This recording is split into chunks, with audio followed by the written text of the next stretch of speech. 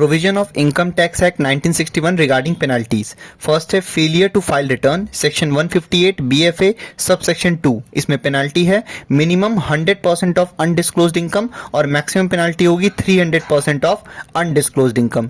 फिर है default in making payment of tax 221 subsection 1। तो जब भी कोई भी टैक्स का पेमेंट नहीं कर पाए हैं तो जितना पेमेंट नहीं हुआ है उतना ही ड्यू अमाउंट पेनल्टी की तरह इंपोज होगा। फिर है failure to maintain books of accounts document section 271A।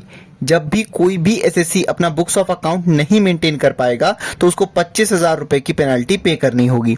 फिर है penalty where search has been initiated on or after 1 June 2007 but before 1 July 2012। यह आता है 271 में। इसमें जब भी सर्च हुआ उस डेट के बीच में तो फिर पेनल्टी और कोई भी अनडिस्क्लोज्ड इनकम मिला तो 10% of undisclosed income as a penalty लगेगा। फिर है failure to get account audited section 271B।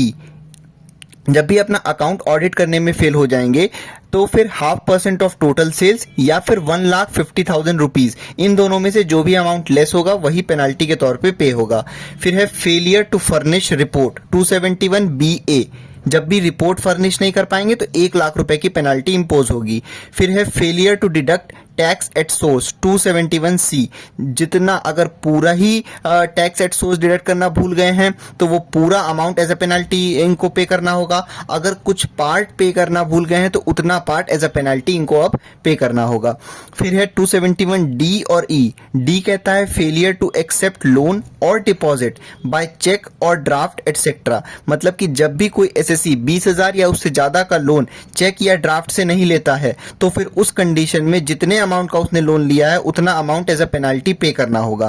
फिर है 271E failure to repay loan or deposit by cheque or draft etcetera. तो सेम वही चीज है, बस यहाँ पे रीपे की बात हो रही है। तो जब भी कोई भी एसएससी 20,000 या उससे ज्यादा का लोन रीपे करता है और वो चेक या ड्राफ्ट या फिर इलेक्ट्रॉनिक सिस्टम के थ्रू नहीं किया गया हो तो फिर वैसे कंडीशन में जितना अमाउंट रीपे किया गया है उतना ही एज अ पेनल्टी पे होगा। लास्ट है penalty for failure to comply with various provisions of PAN permanent account number यानी। तो ये 272B। जब भी कोई एसएससी गलत पैन कोड कर देता है, गलत पैन नंबर कोड कर देता है या जहां पैन मांगा गया वहां नहीं दे पाता, उस कंडीशन में 10,000 रुपीज की पेनल्टी पे करनी पड़ेगी।